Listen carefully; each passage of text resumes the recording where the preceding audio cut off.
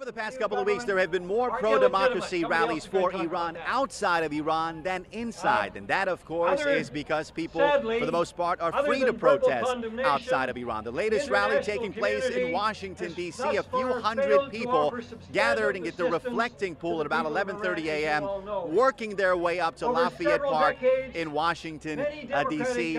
Some Americans part of this rally, but most of them Iranians, part of the Iranian diaspora, who left Iran over the past 3 decades because they simply weren't satisfied with the conditions there. They wanted more social and political freedoms, and they've really been concerned about the post-election turmoil and inspired by the uprising there. And they say from far away they want to do their part.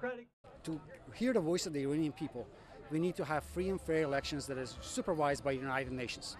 Secondly, we want the Western nations and the Obama administration specifically to seek tougher sanctions against the Iranian regime, diplomatic, economic sanctions.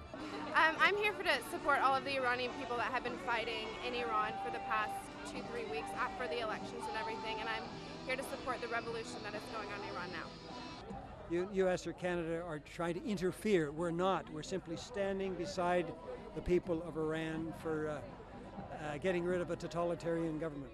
I want the Iranians in Iran to see that people in the U.S. support them.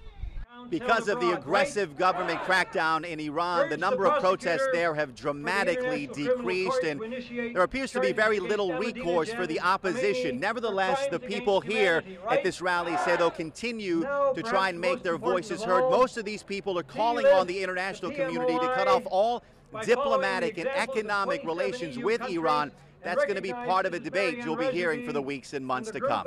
Reza Sayah, CNN, Washington.